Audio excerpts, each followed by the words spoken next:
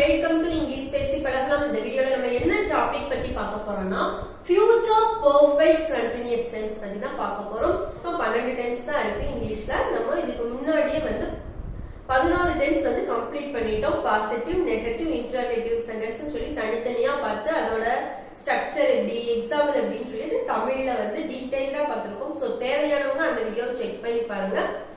இது 12வது tense. So இந்த டென்ஸ் நமக்கு என்ன சொல்லுவோம் இங்கிலீஷ்ல அப்படின்னு சொல்லி பாத்தீங்கன்னா அட்வான்ஸ்டு டென்ஸ் அப்படின்னு தான் சொல்லுவோம்.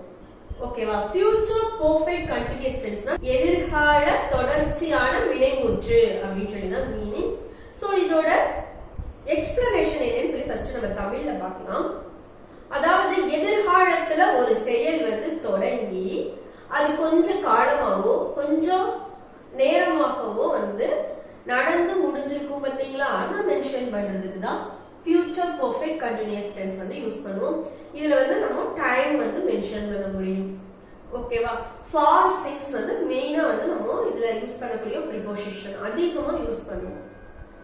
ஓகே, இந்த வீடியோலயே பாசிட்டிவ், நெகட்டிவ், அப்புறம் இன்டர்கேட்டிவோட ஸ்ட்ரக்சர் என்ன, அதுக்கு எக்ஸாம்பிள் பார்க்க போறோம். சோ வீடியோவை ஸ்கிப் பண்ணாம கடைசி வரைக்கும் பாருங்க. இந்த வீடியோ பிடிச்சிருந்தா லைக் பண்ணுங்க. இது வரைக்கும் நம்ம சேனலை சப்ஸ்கிரைப் பண்ணாதவங்க சப்ஸ்கிரைப் பண்ணி வச்சுக்கோங்க. சோ வாங்க நம்ம இப்போ ஃபர்ஸ்ட் ஸ்ட்ரக்சர் பார்க்கலாம். ஸ்ட்ரக்சர் பொறுத்த வரைக்குமே நமக்கு ஃபியூச்சர் டென்ஸ் அப்படின்னாலே எப்பயுமே ஒரே ஸ்ட்ரக்சர் தான் வரும். கரெக்டா? சோ நம்ம சப்ஜெக்ட பொறுத்து ரெண்டா பிரிக்க மாட்டோம். ஃபியூச்சர் அப்படின்னு வந்துட்டாலே ஒரே ஸ்ட்ரக்சர் தான். நம்ம பார்க்க போறது பாசிட்டிவ் சென்டென்ஸ் கூடிய ஸ்ட்ரக்சர் பார்க்க போறோம். ஃபர்ஸ்ட் சப்ஜெக்ட் எழுதிக்கலாம். சப்ஜெக்ட் நீங்க என்னவா இருக்கணும் கேட்டீங்கன்னா subject I, we, you, they, he, she, it, singular, plural, இப்படி எந்த சப்ஜெக்ட் வந்தாலுமே சரி ஃபர்ஸ்ட் சப்ஜெக்ட் எழுதிட்டு அதுக்கப்புறமா ஆக்சிலரி வெர்ப் எழுத போறோம். ஃபியூச்சர் பெர்ஃபெக்ட் கண்டினியூஸ் டென்ஸ்க்கு என்ன ஆக்சிலரி வெர்ப் யூஸ் பண்ணணும்னா will, have, be. Okay, will எழுதிட்டு have, be, அதுக்கப்புறமா வெர்ப். வெர்ப் மெயின் வெர்ப் எழுதிட்டு வெர்போட ஐஎன்ஜி சேர்த்து எழுதணும். அதுக்கப்புறமா டைம் மென்ஷன் பண்ணணும்.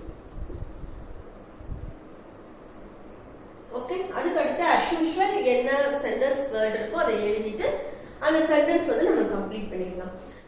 வெர்போட ஐஎன்ஜி அப்படின்னா இப்ப விளையாட்டுக்கு என்ன சொல்லுவோம், பிளே அப்படின்னு சொன்னா பிளேயிங், ஈட் அப்படின்னா ஈட்டிங், ஸ்விம்னா ஸ்விம்மிங், ரன்னா ரன்னிங், வாக்னா வாக்கிங். சோ இந்த மாதிரி நம்ம வெறும் வெர்போட ஐஎன்ஜி மட்டும் சேர்த்து எழுதினாலே போதும். இது பாசிட்டிவ் சென்டென்ஸ் கூடிய ஸ்ட்ரக்சர். நெகட்டிவ் சென்டென்ஸ் கூடிய ஸ்ட்ரக்சர் என்னன்னு சொல்லி பார்க்கலாமா? ஃபர்ஸ்ட் சப்ஜெக்ட் எழுத போறோம். அதுக்கப்புறமா will போட்டுட்டு இது நெகட்டிவ் சென்டென்ஸ். ஓகே, சோ willக்கு அப்புறமாவே நம்ம not எழுதணும்.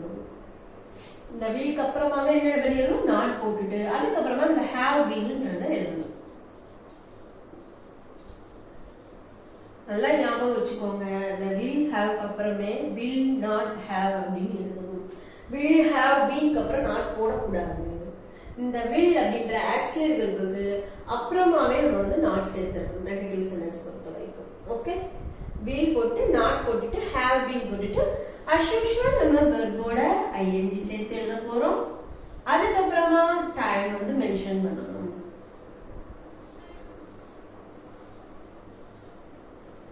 அதுக்கப்புறம் as usual இருக்கிற வேர்ட்ஸ் அல்லது ரிமைனிங் வேர்ட்ஸ் இருந்தா எழுதிட்டு சென்டென்ஸ் கம்ப்ளீட் பண்ணிடலாம்.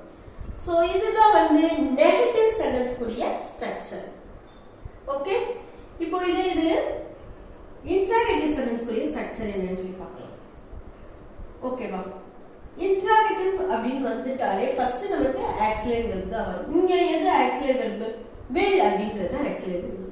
சோ ஃபர்ஸ்ட் நம்ம will அப்படின்ற ஆக்சிலரி வெர்ப் எழுதிட்டு அதுக்கப்புறமா சப்ஜெக்ட் எழுதணும். have been அப்படின்றது எழுதணும்.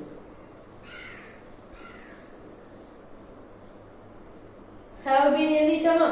அதுக்கப்புறமா as usual வெர்போட ஐஎன்ஜி சேர்த்து எழுதிட்டு டைம் மென்ஷன் பண்ணிட்டு அதுக்கப்புறம் as usual remaining words R sentence எழுதிட்டு எண்டிங்ல கண்டிப்பா இந்த இடத்துல क्वेश्चन மார்க் இங்க எல்லாம் full stop வைப்போம். இது interrogative sentence அப்படின்றதுனால question mark வந்து எழுதணும். சோ நம்ம auxiliary verb வச்சு கேள்வி கேக்குற क्वेश्चनனால இது என்ன क्वेश्चन டைப்பா வரும்? yes or no type question தான் வரும். இப்ப future perfect continuous tenseக்கு ஒரு எக்ஸாம்பிள் சொல்றேன் பாருங்க. அதாவது நான் 10 மணி வந்தால் கடந்த 3 மணி நேரம் படித்துக் கொண்டிருப்பேன் அப்படின்னு வந்தாலே அது எதிர்காலம். கரெக்டா? சோ இப்போ டைம் வந்து நம்ம சொல்லிருக்கோம். அதாவது 10 மணி வந்துச்சுன்னா நான் வந்து 3 மணி நேரமா படிச்சுட்டு இருந்திருப்பேன் அப்படின்னு சொல்லியிருக்கான். அப்போ 10 மணிக்கு ஆரம்பிக்கிறா, 3 மணி நேரம் முன்புனா அந்த செயல் வந்து 7 மணிக்கே ஆரம்பிச்சிருச்சு. கரெக்டா? 7 மணிக்கு ஆரம்பிச்சு 10 மணி வரைக்கும் அது நடந்துகிட்டு இருக்கு. அதுல ஊடால இருக்கிற ஒரு டயத்துல வந்து இப்ப நம்ம சொல்றோம். அந்த பயிற்சி வழக்கில் சொல்லலாம். ஓகேவா? நான் வந்து 10 மணி வந்துருச்சுன்னா 3 மணி நேரமா படிச்சுட்டு இருந்திருக்கேன்பா அப்படின்னு சொல்லுவோம்ல. சோ அதான் அந்த மாதிரி செயல்களை நம்ம மென்ஷன் பண்றதுக்கு தான் future perfect continuous tense வந்து யூஸ் பண்ணுவோம். சோ இதுல டைம் மென்ஷன் பண்ண முடியும். முக்கியமானது என்னன்னா இதுல வந்து நம்ம for since அப்படின்ற preposition வந்து யூஸ் பண்றோம். for வந்து எந்த இடத்துக்கு யூஸ் பண்ணணும்னு சொல்லி ஏற்கனவே நம்ம டீடைலா ஒரு வீடியோல சொல்லியிருக்கேன். திருப்பி நான் சொல்றேன். for அப்படின்றது வந்து ஒரு செயல் நடந்த கால அளவுகளை மென்ஷன் பண்றதுக்கு ஃபாரும், சின்ஸ் அப்படின்றது ஒரு செயல் வந்து ஆரம்பிக்கப்பட்ட நேரத்தை வந்து குறிக்கிறதுக்கு சின்ஸும் வந்து யூஸ் பண்ணுவோம். ஓகே, சோ இதை மட்டும் நீங்க ஞாபகம் வச்சிருந்தாலே போதும். சென்டென்ஸ் மேக் பண்ணும்போது ரொம்ப ரொம்ப ஈஸியா இருக்கும். இப்போ ஒரு சென்டென்ஸ் வந்து எடுத்து நம்ம இந்த 3 ஸ்ட்ரக்சர்லயுமே வந்து அப்ளை பண்ணி பார்க்க போறோம். சோ இந்த மாதிரி நீங்க பண்ணும்போது ரொம்ப ரொம்ப ஈஸியா இருக்கும். எந்த இடத்துல என்ன சேஞ்ச் ஆகுதுன்னு சொல்லிட்டு நம்மளால வந்து ரொம்ப ஈஸியா வந்து கண்டுபிடிக்க முடியும். வாங்க இப்ப நம்ம இதுல இருந்து எக்ஸாம்பிள்ஸ் பார்க்கலாம். இன்னும் நம்மளுக்கு நல்லா அண்டர்ஸ்டாண்ட் ஆகும். இப்ப பாருங்க எக்ஸாம்பிள் பார்க்கலாம். அடுத்த மாதம் வந்தால் அவள் இங்கே 5 வருடங்களாக வேலை செய்து கொண்டிருப்பாள் அப்படின்னு சொல்லியிருக்காங்க. சோ அடுத்த மாதம் வந்தால் அப்படின்னு வந்துருச்சு. சோ அது வந்து நமக்கு எதிர்காலத்துல தான் நடக்க போகுது. இந்த செய்து கொண்டிருப்பாள், அந்த கொண்டு அப்படின்றது வந்தாலே கண்டினியூஸ். சோ நீங்க ஈஸியா வந்து கண்டுபிடிச்சிடலாம். அதுவும் டைம் நமக்கு மென்ஷன் பண்ணிருக்காங்க. So future perfect continuous tense தான் இது. கண்டிப்பா செய்து கொண்டிருப்பாள்னா பாசிட்டிவ், செய்து கொண்டிருக்க மாட்டாள்னா நெகட்டிவ், செய்து கொண்டிருப்பாளா அப்படின்னா கொஸ்டின் மார்க், அதாவது இன்டர்கேட்டிவ் சென்டென்ஸ். சோ இதுதான் வந்து தமிழ் சென்டென்ஸ் பொறுத்த வரைக்கும் நமக்கு டிஃபரெண்ட் ஆகுது. இப்போ நம்ம இங்கிலீஷ்ல டிரான்ஸ்லேட் பண்ண போறோம், சென்டென்ஸ் மேக் பண்ண போறோம் இங்கிலீஷ்ல. சோ இப்போ என்ன சேஞ்ச் ஆகுதுன்னு சொல்லிட்டு சேஞ்ச் பண்ணிட்டு அப்புறமா பார்க்கலாம். ஃபர்ஸ்ட் பாசிட்டிவ் சென்டென்ஸ் தான். சோ பாசிட்டிவ் சென்டென்ஸ் பொறுத்த வரைக்கும் இந்த ஸ்ட்ரக்சர்ல அப்படியே அப்ளை பண்ணுங்க. First subject. சோ சப்ஜெக்ட் என்ன? அவள் அப்படின்றது சப்ஜெக்ட். கரெக்டா? சோ she, அடுத்து என்ன எழுதணும்? will have been அப்படின்றத அப்படியே எழுதணும். will have been. Next verb, verb-ஓட ing சேர்த்து எழுதணும். இங்க verb என்னது? வேலை செய்து கொண்டிருப்பாள் அப்படின்றது தான் verb. So work, workன்றது verb, ing சேர்த்தா working.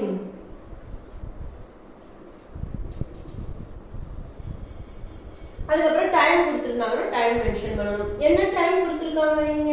அவள் இங்கே 5 வருடங்களாக வேலை செய்து கொண்டிருப்பாள் அப்படின்றதுனால ஒர்க்கிங் அடுத்து நம்ம ஹியர் போட்டுறணும். ஓகேவா? டைம் வந்து 5 வருடங்களாக. அப்போ she will have been working here for 5 years. Okay, ஃபார்ன்ற ப்ரிபோசிஷன் யூஸ் பண்ணணும். 5 வருடங்களாகன்னு சொல்லிட்டு அந்த நிகழ்வோட கால அளவு வந்து மென்ஷன் பண்ணி இருக்கிறதுனால ஃபார் யூஸ் பண்ணுவோம்.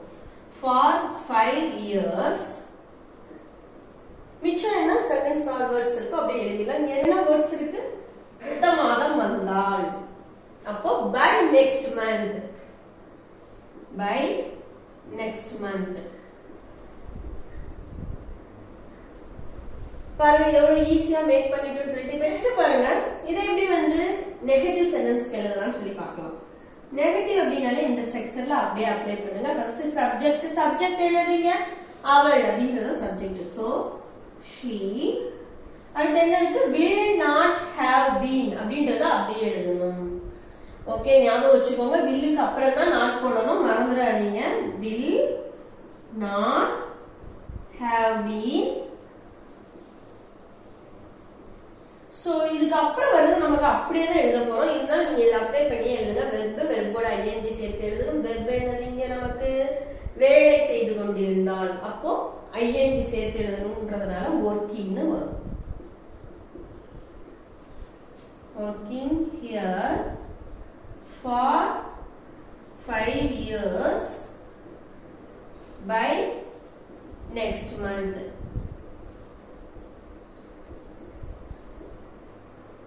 Ending la full stop. He will not have been working here for 5 years by next month. Okay. Next பாருங்க, அடுத்த மாதம் வந்தால் அவள் இங்கே 5 வருடங்களாக வேலை செய்து கொண்டிருப்பாளா அப்படின்னு கேட்டிருக்காங்க. இது interrogative sentence. கரெக்ட்டா? சோ இதை எப்படி சேஞ்ச் பண்றதுன்னு சொல்லி பார்க்கலாமா? இந்த ஸ்ட்ரக்சர்ல அப்படியே அப்ளை பண்ண போறோம். ஃபர்ஸ்ட் என்ன எழுதணும்? will. சப்ஜெக்ட் எழுத கூடாது. இது interrogative sentenceன்றதுனால ஃபர்ஸ்ட் auxiliary verb தான் எழுதணும். will சப்ஜெக்ட் என்னதுங்க நமக்கு? அவள். அப்போ will she. Next have been. அப்படி எழுதலாம். have been. நெக்ஸ்ட் வெர்போட ing சேர்க்க போறோம். வெர்ப் என்னதுங்க நமக்கு? work. so working. as usual அதுக்கு அப்படிங்கிற சென்டென்ஸ் சர்வர்ஸ் அப்படி எழுதலாம். சோ நமக்கு வந்து இதுக்கு அப்புறம் சேஞ்ச் ஆகாதுன்னு சொல்லியிருக்கோம். சோ மேல எழுதுனது அப்படியே கீழே வரப்போகுது பாருங்க. working here for 5 years by next month. ending னா question mark. okay, இப்போ இத ரீட் பண்ணுங்க. will she have been working here for 5 years by next month? எவ்வளவு ஈஸியா இருக்குன்னு சொல்லி பாருங்க. சோ உங்களுக்கு சேஞ்ச் ஆக போறது பாருங்க, இந்த இடம் வரைக்கும் மட்டும்தான் எல்லா இடத்துலயுமே சேஞ்ச் ஆகும்.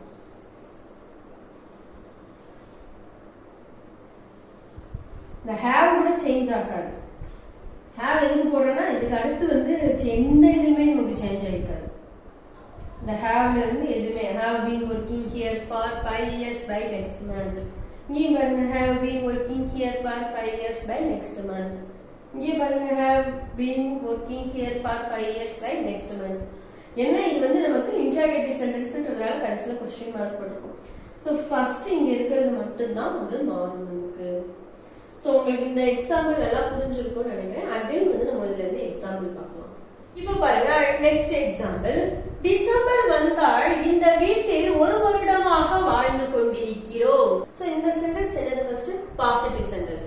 இதே நெகட்டிவ்ல சொல்றதா இருந்தா என்ன சொல்லுவோம்? டிசம்பர் வந்தால் இந்த வீட்டில் 1 வருடமாக வாழ்ந்து கொண்டிருக்க மாட்டோம் அப்படின்னா அது நெகட்டிவ். இது இன்டர்ரோகேட்டிவ் சென்டென்ஸ்ல எப்படி சொல்லுவோம்? டிசம்பர் வந்தால் இந்த வீட்டில் 1 வருடமாக வாழ்ந்து கொண்டிருப்போமா அப்படின்னா அது வந்து கொஸ்டின் மார்க். அதாவது இன்டர்ரோகேட்டிவ் சென்டென்ஸ். இத வந்து இந்த சென்டென்ஸ் வச்சு இப்போ இந்த 3 டைப் ஆஃப் சென்டென்சஸ் தான் எழுத போறோம். ஓகே, ஃபர்ஸ்ட் பாசிட்டிவ்ல இருந்து எழுதலாம். அதுக்கப்புறமா நெகட்டிவ், அப்புறமா இன்டர்ரோகேட்டிவ். ஓகே,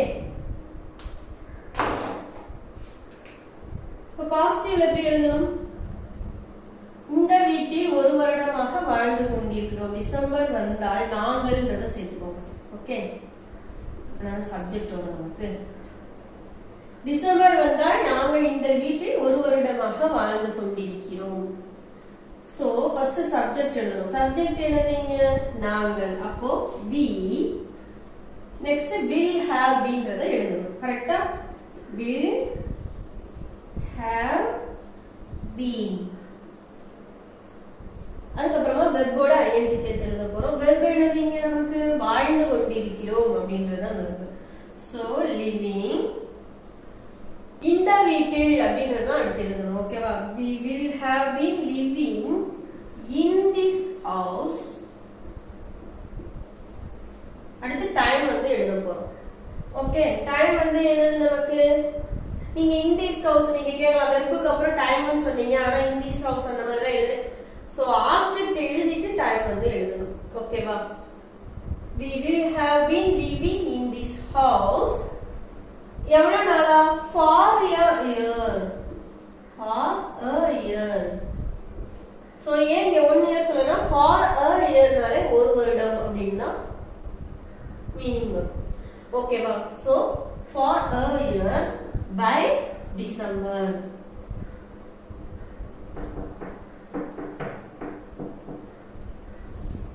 டிசம்பர் வந்தால்ன்றதால by December அப்படினு சொல்லி எழுதிருக்கோம் சோ இப்போ இத ரீட் பண்ணுங்க we will have been living in this house for a year by December இந்த நெகட்டிவ் சென்டென்ஸ்ல எப்படி எழுதுவோம் we போட போறோம் will not have been which தான் நம்ம அப்படியே எழுதிர போறோம் கரெக்ட்டா so living in this house for a year by December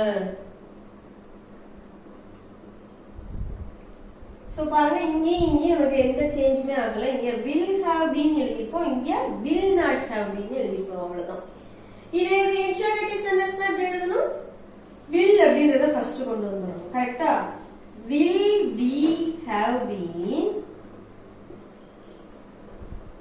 as usual அதுக்கு அப்புறம் இருக்குறது அப்படியே எழுதிர வேண்டியதுதான் living in this house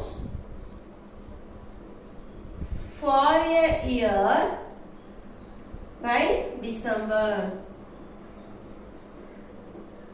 எண்டிங்ல என்ன பண்ணனும் இந்த இடத்துல நமக்கு क्वेश्चन மார்க் போடணும் சோ இப்போ உங்களுக்கு வந்து ஈஸியா அண்டர்ஸ்டாண்ட் ஆயிருக்கும்னு நினைக்கிறேன் இப்போ உங்களுக்காண்டி ஒரு வேர்ட் வந்து நான் கொடுக்க போறேன் ஐ மீன் ஒரு சென்டென்ஸ் வந்து நான் கொடுக்க போறேன் அது வந்து நீங்க பாசிட்டிவ் நெகட்டிவ் இன்டர்ரோகேட்டிவ்ல எப்படி வரும்னு சொல்லிட்டு கண்டிப்பா எல்லாரும் எனக்கு கமெண்ட்ஸ்ல ஆன்சர் சொல்லணும் ஓகேவா உங்களுக்கு கொடுத்திருக்கிற சென்டென்ஸ் என்னன்னு சொல்லி பாத்தீங்கன்னா இந்த திட்டத்தில் அவள் ஒரு வாரத்திற்கும் மேலாக வேலை செய்து கொண்டிருக்க மாட்டாள் சோ இது என்ன டைப் ஆஃப் சென்டென்ஸ்ல இருக்கு நெகட்டிவ் சென்டென்ஸ்ல இருக்கு ஆனா நீங்க எழுத போறது பாசிட்டிவ்லயே எழுதணும் நெகட்டிவ்லயே எழுதணும் இன்டர்ரோகேட்டிவ் சென்டென்ஸ்ல எழுதணும் சோ மூணு டைப் ஆஃப் சென்டென்ஸ்லயும் எனக்கு கண்டிப்பா எல்லாரும் வந்து கமெண்ட்ஸ்ல ஆன்சர் சொல்லுங்க மறுபடியும் நான் சொல்றேன் எந்த அளவு நீங்க பிராக்டிஸ் பண்ணிட்டே இருக்கீங்களோ அந்த அளவு வந்து நம்மளால ஆங்கிலம் சரளமா பேசவோ எழுதவோ முடியும் சோ தப்புன்னு வந்து நினைக்காதீங்க தப்ப வந்து நமக்கு திருத்த தான் வந்து